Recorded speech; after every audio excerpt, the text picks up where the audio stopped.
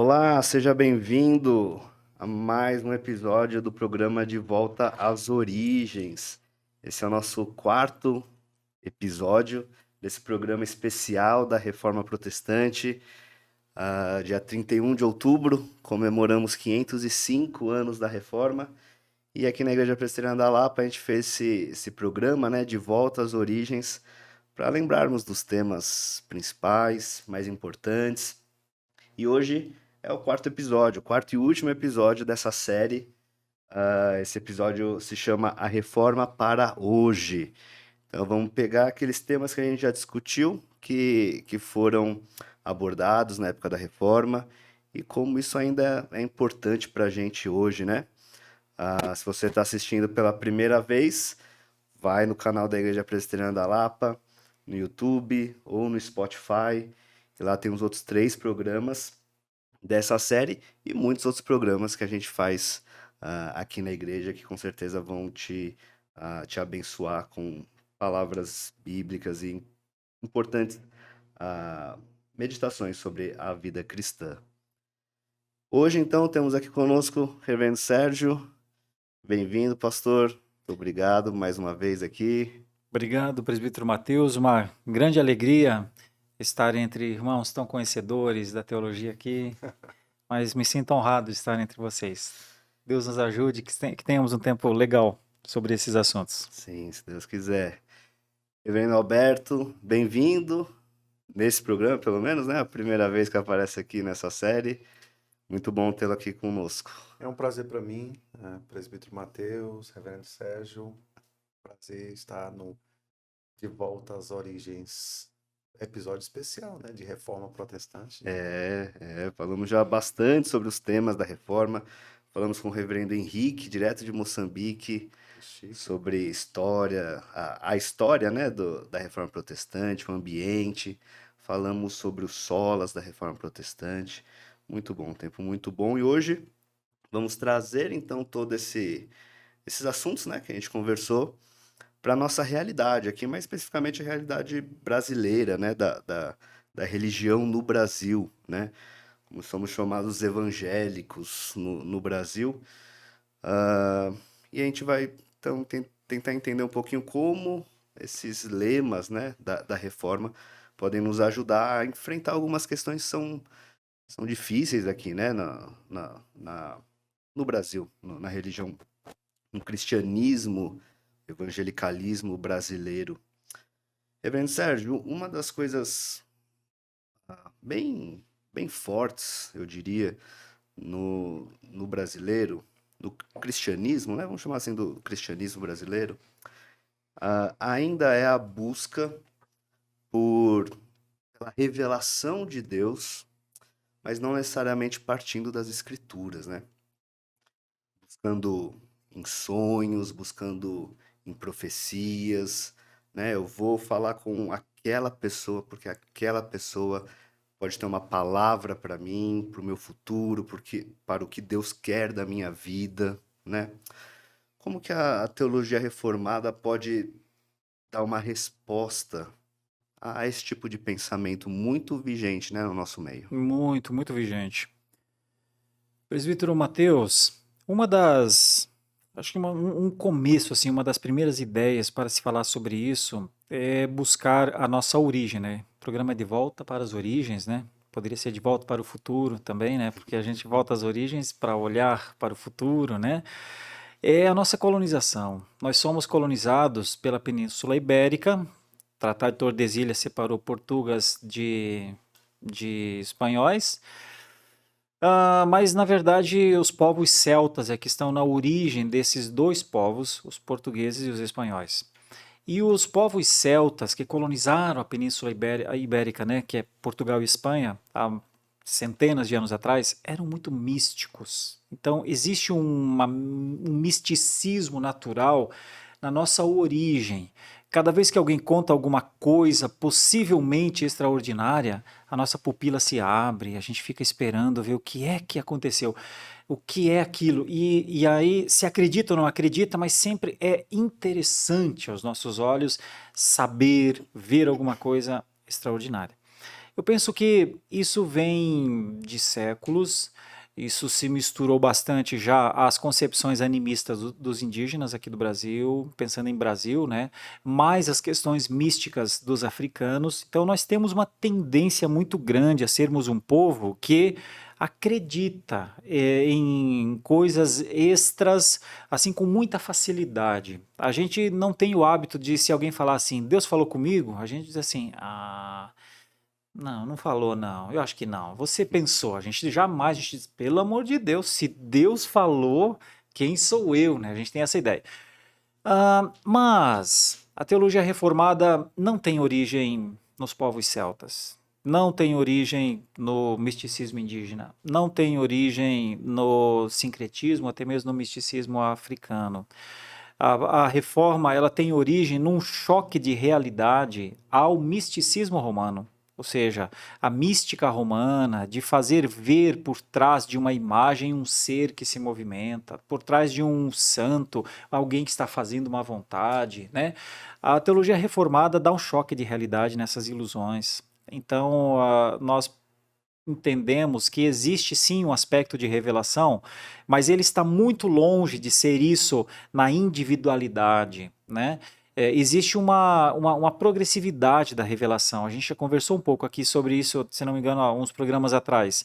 Existe uma forma padrão de Deus se comunicar, chamada teofania. Teofania. Existe uma forma padrão de Deus se comunicar depois da teofania, que a teofania é quando Deus vinha falar com Adão, com Abraão, com todos, né? Com Moisés, até com Josué. Até o finalzinho de Deuteronômio nós temos muitas ênfases em teofanias. Só que depois que o Senhor Deus passou a trabalhar com profecias, ele já quase não falou mais de teofanias. Raríssimas vezes, né? Raríssimas vezes. Tanto é que quando Deus quis falar com Davi, um homem segundo o seu coração, mandou um profeta, o Natã, e muitos outros casos. Deus amou muitos reis, reis maravilhosos, e Deus mandava os profetas. Então, o padrão de Deus foi esse, e depois pela palavra, pelo Filho. Antigamente pelos pais, pelos profetas, e agora pelo Filho. Então, a teologia reformada, ela combate, na verdade, essa coisa a revelação para mim, o que eu acho, porque o subjetivismo ele pode fazer bem à alma no primeiro momento, um sonho legal que a gente tem, né? Uma pessoa que olha assim um para o outro e fala assim, quero te dizer, eis que te diz o Senhor. Rapaz, fala aí o que o Senhor disse, né? Mas mesmo essa expressão, ainda quem recebe a, entre aspas, profecia, ele julga a profecia. Porque já pensou nesse eis que te diz o Senhor, ame mais a sua esposa. Puxa, não sabe que eu dei flores, não sabe que eu levei passear, né?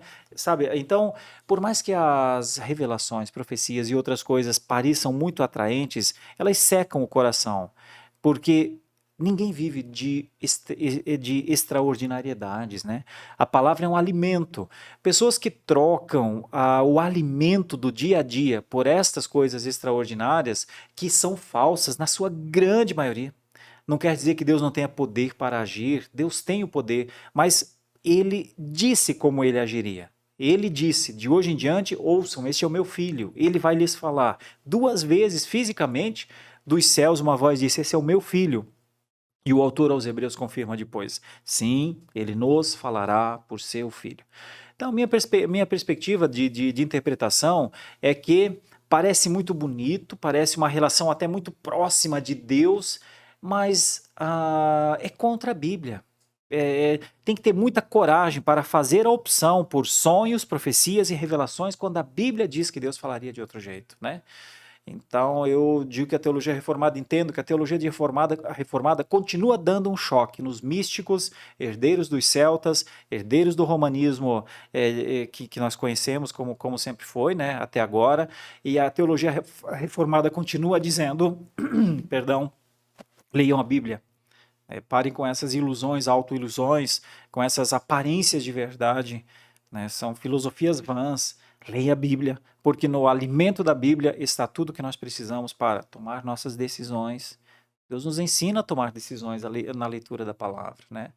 Deus nos ensina muito mais ser o que devemos ser por uma leitura constante da palavra do que por alguém que de maneira pontual manda um petardo, um míssil aleatório, e pensando que com isso vai mudar a nossa vida, né? Agora a Bíblia muda a nossa vida. A Bíblia muda a nossa vida sendo a Bíblia de todos os dias. A gente vê na escritura, né, mesmo durante essa progressão da revelação, a gente tem casos como o rei Saul, né, que tinha a lei, mas não, foi procurar uma A médium cartomante, de uma Endor. médium, foi buscar em outro lugar, foi buscar além daquilo que Deus tinha revelado e tinha ali disponível, né, e tinha ordens claras, né, sigam a minha lei, aqui está a minha lei, né, e a gente continua com isso, né, e a gente, o senhor falou de alguns povos, né, os celtas, os indígenas, Uhum. isso é a gente já falou um pouco disso também, da questão da própria essência do ser humano, né? De Ele sempre quer Deus. buscar alguma coisa, Uhum. né? Sempre buscar algo acima, algo que está fora dele. E é muito interessante que os próprios gregos, né? Ali na época de Jesus, né? A filosofia grega, a gente pensa nos filósofos gregos como aqueles racionalistas, né? Aqueles totalmente não só racional, mas os filósofos gregos, eles recebiam as suas filosofias também dos deuses gregos, né? Uhum. Iam buscar uma revelação, né? Eles tinham os daimons que traziam a revelação para ele ensinar, para ele falar. Daimons, que é a palavra originária para demônio, né? Demônios, é. E Reverendo Alberto, o senhor faz bastante aconselhamento, discipulado. Como que isso pode trazer esperança para alguém que está às vezes confuso, que não sabe o que fazer da sua vida, tá meio perdido e tá buscando, às vezes, alguma direção de Deus, mas não vai nas escrituras, né? Buscar o que Deus quer. Busca nisso, eu tive um sonho, eu estava fazendo tal coisa no sonho, então acho que Deus quer que eu vá para esse lugar. Ou, não, na igreja, não sei onde, tem uma pessoa que faz uma oração lá, que aí Deus fala por ela. Como que a gente entender que Deus se revela nas escrituras, de certa forma, traz essa paz pra gente? Muito boa pergunta, Matheus. Deixe-me tentar esboçar alguma coisa a respeito nessa direção, né? Eu creio que, digamos, voltando àquilo que os irmãos já trataram nos episódios passados, né? Relembrar-se do sola escritura e trazer o sola escritura para a prática pastoral, né? Do discipulado, do aconselhamento, dá ao crente, dá ao servo de Deus, a mim, a você, a qualquer pessoa, um terreno sólido onde nós podemos pisar com a certeza e a convicção de que foi a palavra inspirada e soprada por Deus. Uhum. Qualquer tipo de experiência que não tem como base a escritura, a palavra revelada de Deus, é um terreno movediço. Nós não estamos falando que nós somos contra qualquer tipo de experiência. As pessoas têm a sua vida com Deus, Uhum. sentem a presença de Deus, o Espírito inclina, né? Muitas vezes assim o coração do homem, né? Existe um testemunho interno do Espírito que a própria Escritura fala, Sim. mas direcionar ou ter como fundamento só a Escritura, ele faz toda a diferença na vida do crente. E eu sei que esse é um exercício de fé, porque, como bem os irmãos colocaram, nós temos uma tendência de buscar o extrasensorial, né? Isso parece que está muito ligado a quem nós somos, né? Essa Queremos questão de algo querer extraordinário, assim, ou né? ver alguma coisa. Mas não é interessante que a Escritura nos chama a viver pela fé? Isso não está contra as nossas emoções, mas viver pela fé é: eu não estou me sentindo bem, eu estou desanimado, mas eu creio na palavra revelada de Deus e me dada através das Escrituras Sagradas. Eu estou me sentindo péssimo, eu estou com uma série de medos ou uma série de coisas, mas a palavra está falando ao meu coração. Deus está dizendo que ele estará comigo todos os dias. Então, esse é um exercício de fé. E esse é um distintivo, digamos, da teologia reformada, né? Uhum. Olhar para a história como um palco do desenvolvimento da revelação de Deus. Ao ouvir essa pergunta, me veio à mente, né, Hebreus, no capítulo 1, é um texto conhecido que nos diz, havendo outrora, né, Deus falado de muitas formas, muitas vezes, de muitas maneiras aos pais pelos profetas, mas nesses últimos dias nos falou pelo Filho, a quem constituiu herdeiro de todas as coisas e pelo qual também fez o universo. Então, quando nós olhamos para a história, né, da redenção, e nós vemos Deus se revelando se dando a conhecer, e nós chegamos aí ao ápice da revelação, da história da revelação, que é Cristo, e o autor de Hebreus apontando para Cristo como este que se revelou, este que é, digamos, é o fundamento da nossa fé, né? O autor e consumador da nossa fé. E nós temos então a palavra de Cristo, a palavra de Deus aqui. Isso nos dá de fato algo concreto. E isso é completamente oposto a uma vida subjetivista, né? Que existe até um ponto de contato entre o liberalismo teológico, né, que nasce com Schleiermacher, não sei se a pronúncia, não falo alemão, né? Os alemães que estão ouvindo ou virão podem me corrigir, por favor, né? Que fala a respeito da experiência religiosa reduzida ou restringida ao mundo das emoções, e um ponto de contato com o pentecostalismo, ou neopentecostalismo também, que tem esse quê de subjetivismo, né? De eu ouvi, eu senti, eu vi alguma coisa, né? Então, mesmo que partindo de fontes distintas, né? Racionalista, do lado dos liberais, né? Nós temos um subjetivismo, que é esse ponto de contato entre as duas coisas, e a reforma, ela busca não um ponto de contato na razão humana, porque a teologia reformada vai também colocar em suspeita a razão humana, porque ela foi afetada pelo pecado, mas esse ponto de referência na Escritura, na revelação, no sola Escritura. Faz toda a diferença na prática pastoral, tanto do aconselhamento, discipulado, qualquer outra coisa que nós fazemos. Acho que essa é uma coisa importante, né? Tira o ponto de referência do ser humano e coloca Na na palavra. palavra, né? Isso com certeza traz um fundamento sólido, como o senhor falou. Muito bom. Reverendo Sérgio, uma outra coisa uma outra prática, né, comum no Brasil, quase que uma barganha com Deus. De vou falar algumas coisas para Deus me dar aquilo que eu quero. Então eu vou determinar, né, com a minha palavra tem poder. Então eu vou determinar certas coisas quase que colocando Deus contra a parede, né?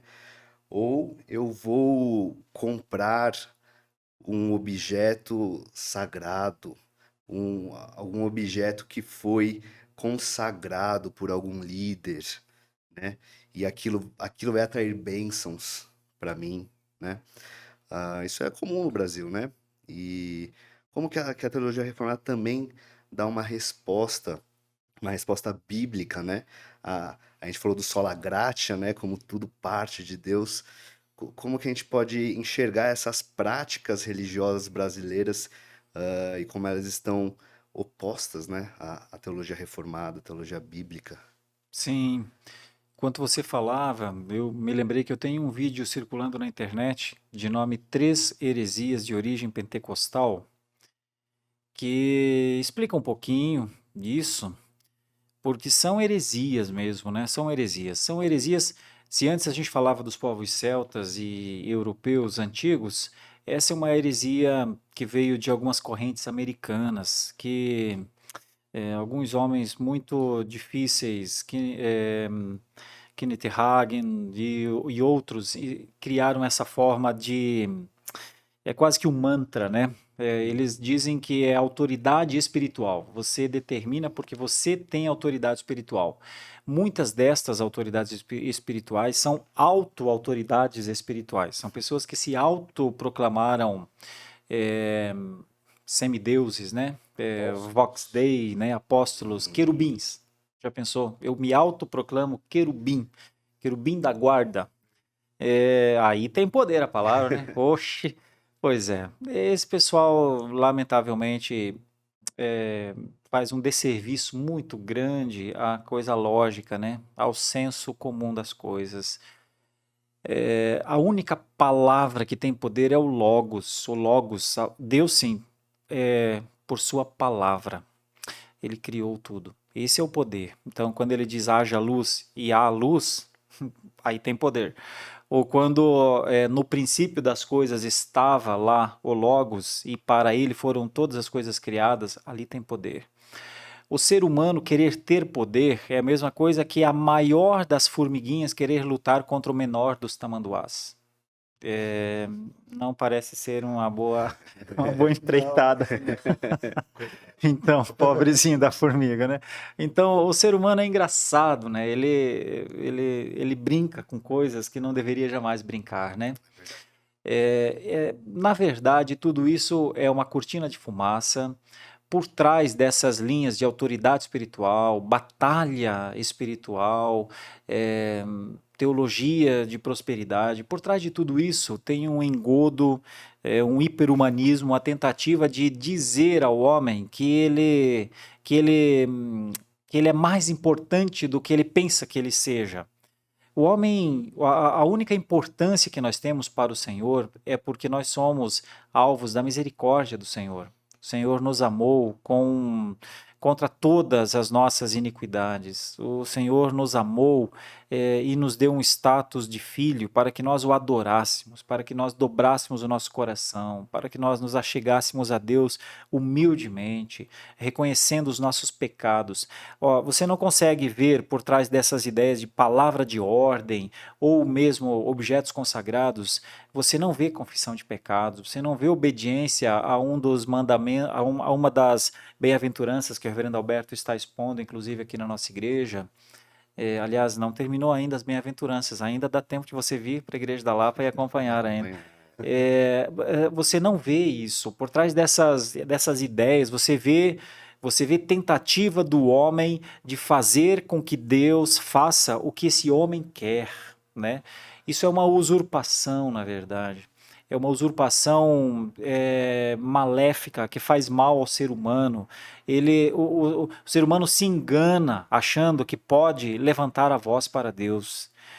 O ser humano tenta a Deus com isso. A maior parte, então, desses conjuntos que são pentecostais, primeiramente, porque é importante se diga, não são só neopentecostais, são pentecostais, primeiramente, e depois isso descamba para o neopentecostalismo, porque um é a origem do outro, e o outro é o resultado do um. Então, por trás dessas coisas, o que tem sempre é um ser humano querendo usar Deus para si, e usa de figuras, de impressões, dando a ideia que Deus deu ao ser humano um código de direitos, porque ele é o filho do crente, porque o crente é cabeça e não cauda.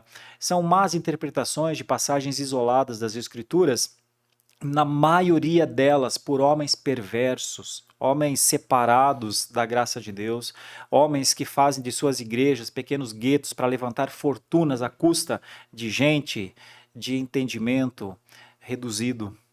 Então, tem pecado por trás disso tudo, tem plataforma humana por trás disso tudo, tem retroalimentação de curiosidade, tem expectativa de crescimento na vida, de crescimento financeiro.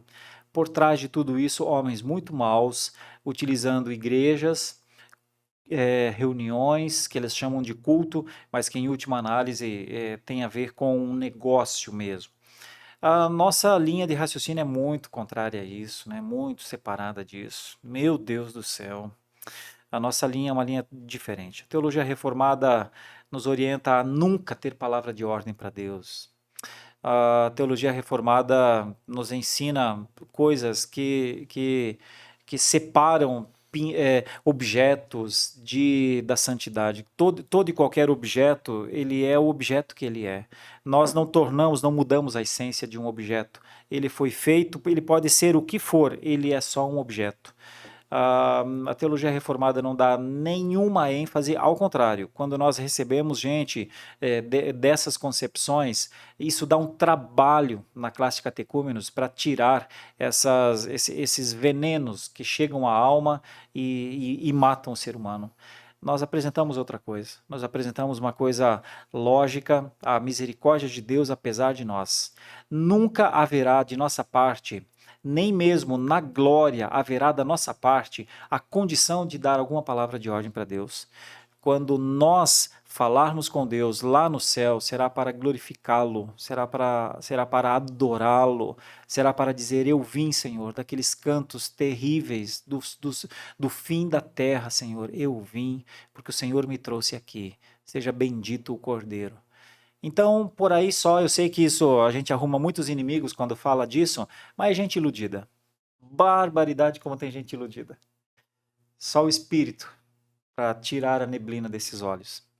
É verdade, pastor, é verdade. E uma das maneiras, né, de mudar, então, essas concepções é a pregação da palavra, né? A gente volta para a palavra. E que também foi uma coisa muito importante na Reforma Protestante, né? A gente tem principalmente ali já em Calvino, né, um grande pregador da palavra, né? Tava fazendo uma pesquisa para ver aqui hoje pro programa, assim, quantos sermões Calvino tinha em cada livro da Escritura, é uma coisa absurda, né? Como foi um pregador da palavra, e as igrejas reformadas buscam manter isso, né? Ah, pregar a palavra, abrir a Bíblia e explicar o que está ali, né? E muitas vezes é diferente de outras linhas teológicas, né? Que o texto é lido ali rapidinho, né? 2 minutinhos, e aí depois vem outra coisa, vem qualquer coisa que não é escritura, né? Vem do coração humano.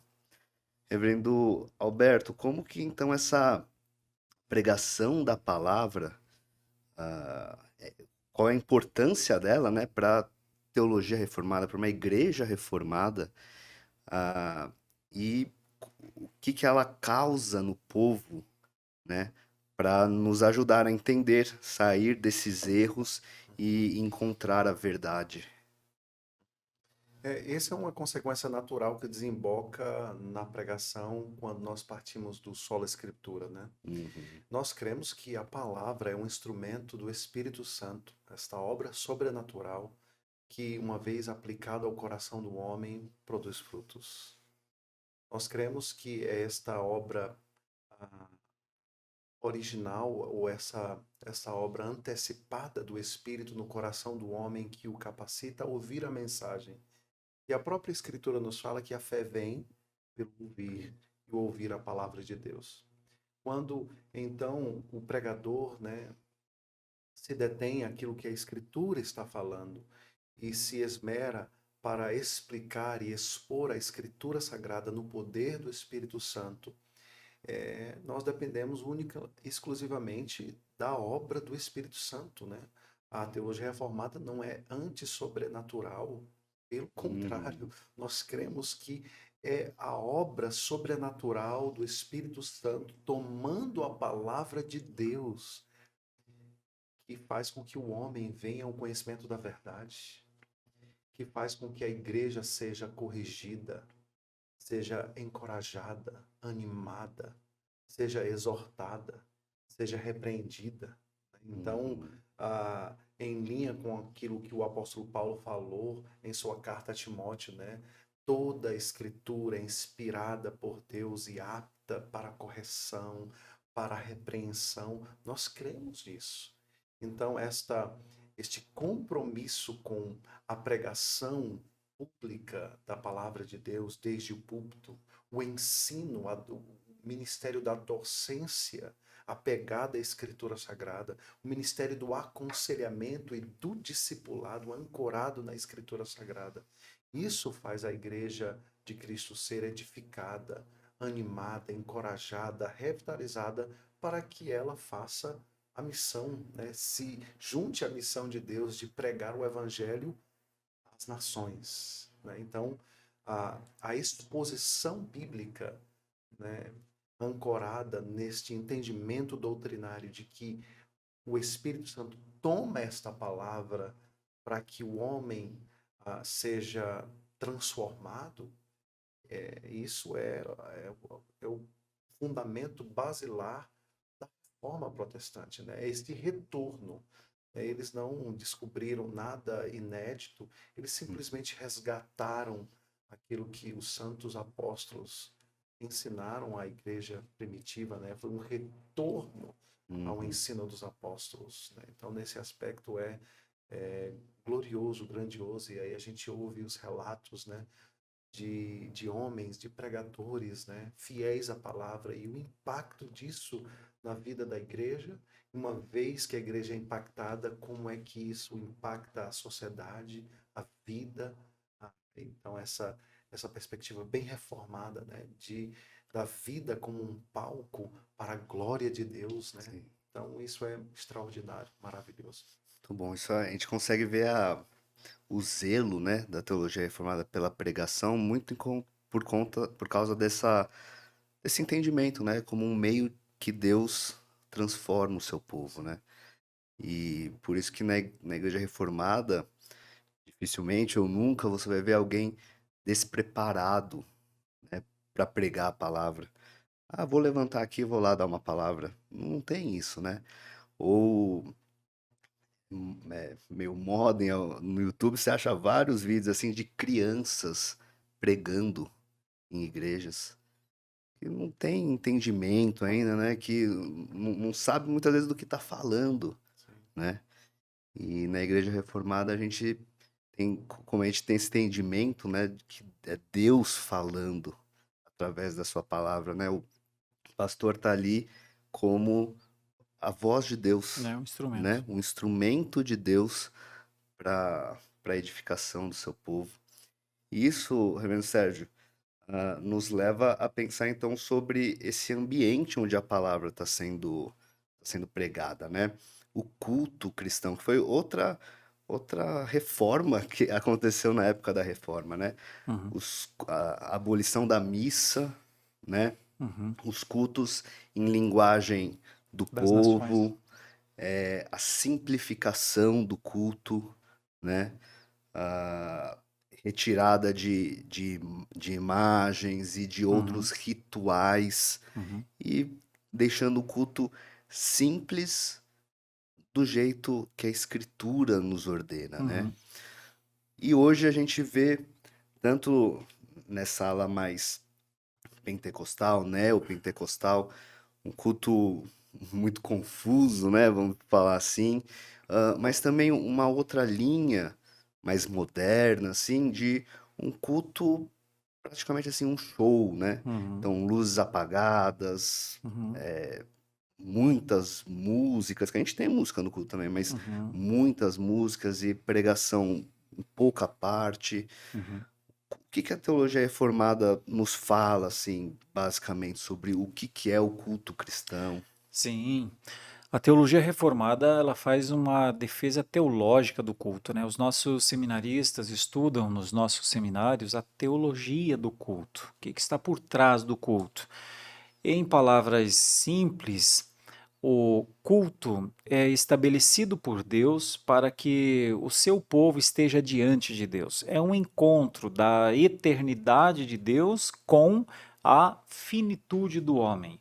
O culto, ele é o máximo que o homem pode trazer para Deus como oferta, mas ainda ele não pode confiar em si para fazer essa oferta. É em nome de Jesus, nos méritos de Jesus.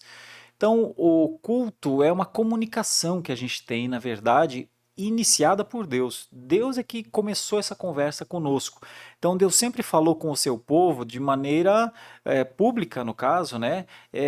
De maneira cultica. Então, nós vemos isso de novo nas Escrituras. Moisés tirou o povo, levou para o deserto para cultuar a Deus. Depois, as tribos, quando estavam na terra já recebida, Canaã, as tribos tinham datas para voltar de onde elas estavam para adorar a Deus, naquele templo que Salomão consagrou, né? É lindo aquele momento. Deus disse: eu vou cuidar do meu povo, a minha palavra estará aqui. Então, o culto é uma iniciativa de Deus, na verdade, chamando o seu povo para, de maneira reverente, ouvi-lo. E é por isso que a nossa diferença com os romanos, litúrgica, a nossa diferença litúrgica é grande, muito grande. Enquanto os romanos defendem uma liturgia templista, que tem um sacerdote e que tem um sacrifício sendo feito, né? Tem um mediador ali daquele sacrifício, por mais que eles inserem a pessoa de Jesus, mas inserem muitos outros pretensos mediadores. Então, aquilo não é um culto, eles só podem chamar de missa mesmo, não tem como chamar aquilo de culto, é missa, tá tudo bem, é missa. Os protestantes não seguem a liturgia templista, né? Eles seguem a liturgia sinagogal, que a palavra ocupa o maior espaço naquele momento. É Deus que fala, não é um rito para Deus, é Deus que fala, e por isso Calvino defendia que o tema do sermão, os versículos do sermão, o que está sendo exposto, determina todas as áreas da liturgia, desde o seu prelúdio até o seu pós-lúdio. E ainda Calvino tinha um aspecto especial que era a ceia, sempre, o responsório alto, e dedicava mais de 1 hora só para a ceia do Senhor, porque não é transubstanciação, não é consubstanciação, mas é um convite à comunhão, à presença manifestada de Cristo. Então, o culto para nós é um serviço que a gente presta, no qual o Senhor Deus fala a maior parte do tempo, é a palavra dele. Por isso, quando um pregador reformado expõe a palavra de Deus, ele precisa expor o que a palavra está dizendo, né? Então, o pregador reformado não tem o direito de ter concepções imaginativas. Ele olha para um texto e ele diz: eu acho que aqui isso quer dizer. Ele pode achar antes de estudar, mas depois de ler o texto, de fazer uso de ferramentas hermenêuticas, nós temos uma ferramenta hermenêutica importante, um método chamado de gramatical histórico, né? Gramatical histórico teológico. Quando o pregador faz a exposição, ele expõe aquilo que ele estudou. E ele estudou aquilo com tempo, com oração, com o cuidado de saber que ele está sendo um entregador de uma mensagem de Deus para o seu povo. Então, para nós, o culto é uma parte central da nossa caminhada. O culto eu digo isso, não sou o reverendo Alberto, tem também essa concepção, e os pregadores reformados, o culto ele é uma antecipação de um tempo que nós estaremos para frente, definitivamente com o nosso Deus. É como se Deus deixasse um dia na semana só para que a gente experimentasse um pouquinho do que vai ser o céu. Experimente aí, meu filho, vá lá com sua família e veja aí, veja como é viver pela minha palavra, sabe? E naquela hora não tem nada, não tem rico, não tem pobre, não tem alto, não tem baixo, não tem sabido, não tem não sabido. Naquela hora o Senhor Deus está falando com a sua palavra e está dirigindo todos os pensamentos das pessoas. E nós respondemos sempre a sua palavra num culto reformado com um cântico. Então, o Senhor fala, nós falamos, o Senhor fala, nós oramos, o Senhor fala, nós cantamos, o Senhor fala e a gente responde com temor. Responde achando que a nossa oração pode não ser uma oração que agrade ao Senhor, que os nossos cânticos às vezes não conseguem ser cânticos que respondam ao Senhor, porque nós somos muito pecadores. Então, o culto é a oportunidade que pecadores têm de, pela remissão do sangue do Cordeiro, o único e suficiente Salvador, alegremente dizer: Senhor, muito obrigado, Senhor, muito obrigado. Se nós compreendêssemos de maneira plena que culto é um convite do Senhor, um chamado do Senhor ao seu povo, porque Ele quer estar no meio deles, e de maneira figurada, assim, para que a gente consiga compreender, em um dia por semana, nós somos chamados a fazer isso como se estivéssemos no céu de Deus. Se os nossos membros tivessem essa concepção, eles não iam ficar até tarde no sábado à noite e então no domingo perder o culto. É claro que há casos em que é impossível, situações de trabalho, situações de doenças, eu sei que há, mas nós deveríamos, a cada momento que nós não podemos estar no culto ao Senhor, nós deveríamos lamentar aquilo, sofrer por aquilo, repensar, achar novas formas e então viver tudo que a gente pudesse, que a gente pode viver nessa terra com aquilo que o Senhor nos dá. Então eu penso isso, eu penso que o culto ele é uma coisa para a gente não perder nunca. Perde quando não pode mesmo, mas assim, o perde já tem o peso, perdeu, sabe? A toda não participação no culto ao Senhor, perdeu. Pessoas perdem muito de Deus, presbítero Mateus, e nem sabem às vezes. Isso me preocupa até, porque quem faz a pessoa achar que ela está ótima, que ela está bem com Deus, se ela não tem vontade de vir conhecer um pouquinho do que é o céu de Deus, né? Estranho. São tempos, ó amores. Amores. Pois é, pastor, e é interessante, né, como os reformadores e depois a teologia reformada sempre deu muito valor ao culto, né? Então a gente tem obras reformadas de teólogos, pastores reformados, falando, por exemplo, sobre a preparação para você ir para o culto, a preparação para você ouvir um sermão, né? E muitas vezes hoje a gente fala muito a gente deseja muito, né, as outras pessoas, que Deus te abençoe. E às vezes é tão vago, né? Que Deus te abençoe e fica uma coisa meio vaga. Como que Deus vai me abençoar, né? E aqui a gente está falando de coisas concretas, né? De como Deus nos abençoa. Pela pregação, pelo culto, pela oração, né? Pelos sacramentos. Como isso são coisas concretas, né? Que a gente pode falar. Que Deus te Meios de abençoe. graça. São os meios de graça. Que Deus te abençoe. Vai no culto. Que Isso. Deus te abençoe. Ouça o sermão. Ouça o sermão, mas não ouvir, né? Não ouvir, vou ficar aqui, entendi isso, vou no banheiro agora, agora chegou Pegar alguma água. coisa aqui no meu celular, nossa, deu sede de novo, deixa eu ir lá de novo, né? Mas um ouvir atento mesmo, porque é a palavra de Deus, né? Chegar cedo, né? É o máximo que puder. Ir até o fim. É isso, é isso. Muito bom. Estamos encerrando quase, né? Tem mais uma coisinha só que é tranquila agora, tá? Nós falamos muito aqui da teologia reformada, respondendo a mais essa teologia pentecostal, neopentecostal, né? Mas a gente fala de reforma, a gente sempre está fazendo também uma oposição da teologia reformada à teologia romana, né? Teologia católica romana.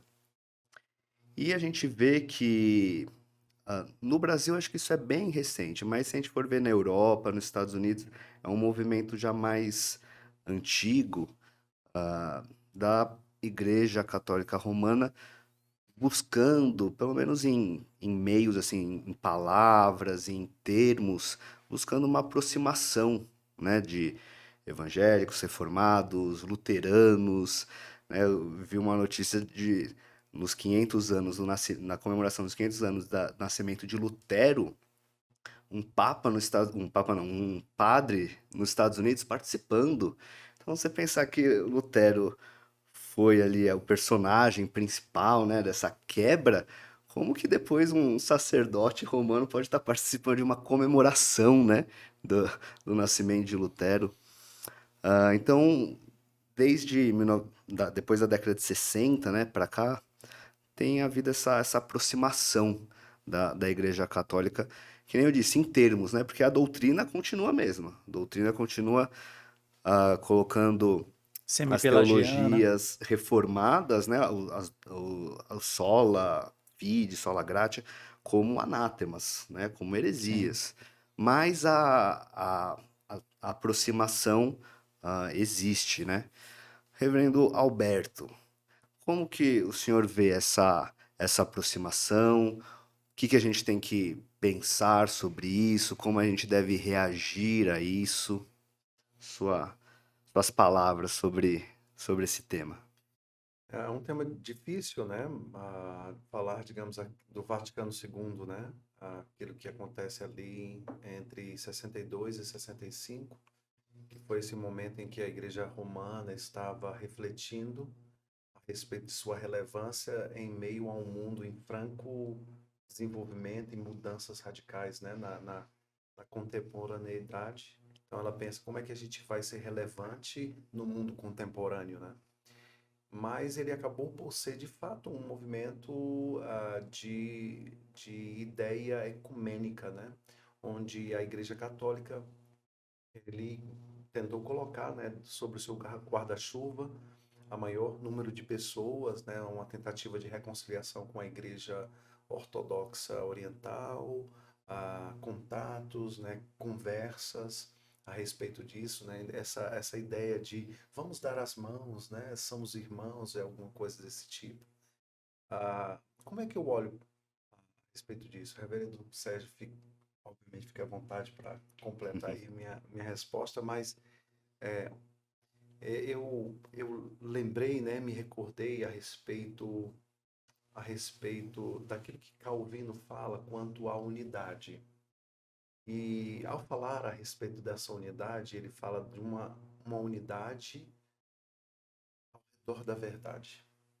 Quando pessoas de diversas matrizes religiosas se reúnem, mas o ponto não está fincado na revelação da palavra de Deus, da verdade, da revelação da escritura. Calvino disse que é mais parecido com um luio de lobos. Nós estamos unidos, Mateus, Sérgio, não porque a gente vai com a cara um do outro, a gente tem as mesmas opções, assim, a gente gosta das mesmas coisas, não. O que nos une é Cristo revelado na palavra. Então, qualquer movimento ecumênico que tente se articular a despeito da verdade da palavra não é comunhão, não é unidade. Eu estou papagaiando Calvino, dizendo que é um conluio de lobos. O que nos une é aquilo que Deus fez em nossas vidas através da fiel exposição da Escritura Sagrada. Nós fomos unidos pela obra do Espírito, somos irmãos em Cristo. E acima de qualquer coisa, nós temos que ter um compromisso com a palavra de Deus. É por isso que nós precisamos, digamos, de um aspecto bem prático, exortar uns aos outros.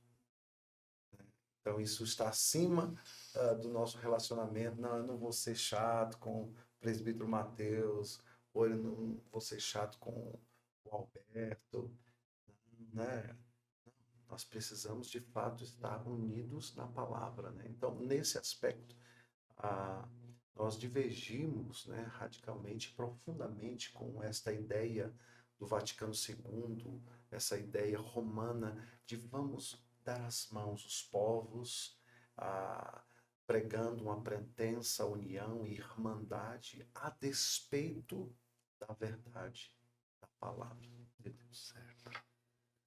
Reverendo Uma Sérgio. coisa que me ocorre também, ouvindo o reverendo Alberto falar, e nós estamos vivendo alguns tempos que as pessoas temem falar, porque sempre que se toca em situações divergentes, antagônicas, sempre tem a turma do deixar disso que fala, vamos deixar isso de lado, vamos falar de amor, né? Ou vamos, como dizia Maria Bethânia, vamos falar de nós, né? Olha, eu acho que tem uma questão grave aí. Nós não podemos nos esquecer que desde que surgiu a Reforma Protestante, a Igreja Católica nunca se recuperou da pancada que foi a teologia protestante. Não se recuperou e não tem como se recuperar, porque alguma coisa pode contra a verdade Nós temos de 1339 a 1517 a Bíblia no poder da Cúria Romana. Foi proibida as escrituras. As escrituras não poderiam estar na mesa das pessoas. Foi proibido. Foi tão proibido que a missa só deixou de ser rezada em latim em 1964, exatamente em meio ao Vaticano II. Ou seja, a reforma é de 1517.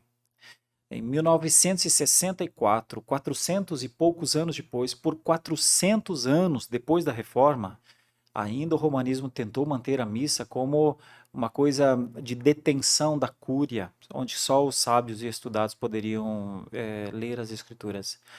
Então, a reforma protestante, ela empreendeu, ela colocou o sistema romano nas cordas há 400 anos.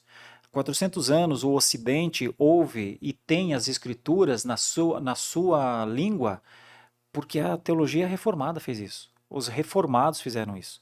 Mesmo em países católicos, os reformados colocaram a Bíblia na língua dos povos. Certamente pelo romanismo, ninguém hoje teria a Bíblia na língua, porque não tinha, de 1339 a 1564. Porventura mudaria? A gosto de quem? A interesse de quem? Do romanismo, não. Então, o romanismo é hoje o que é. As igrejas católicas têm a Bíblia hoje na língua das nações porque a teologia reformada obrigou. Então, quase não se fala isso e tudo, mas a Igreja Católica deveria agradecer aos reformados, porque eles deram uma condição ao mundo de ter as Escrituras por Lutero, pela imprensa de Wittenberg. E são dados claros para todo mundo que quiser ver, né? Depois disso, a teologia reformada, ou os reformados, continuaram a empreender uma luta muito grande pela verdade, pelo entendimento de Cristo, pela cristologia. Então, como é que nós vamos ter comunhão com alguém que não acha que Cristo seja o único mediador, mas que tenha que ter outros mediadores? Não há comunhão. Esse é um entendimento obscurecido da salvação. Como é que nós vamos ter comunhão com alguém que acha que a tradição de homens tem o mesmo peso do que as Escrituras? Não há. A gente tem que se lembrar que em 1546 houve um concílio chamado Concílio de Trento, que inclusive alterou o número de livros das Escrituras. Acrescentou livros que não estão no cânon, não estão no cânon lá de 325. Então, como é que nós vamos ter comunhão com alguém que altera a Bíblia?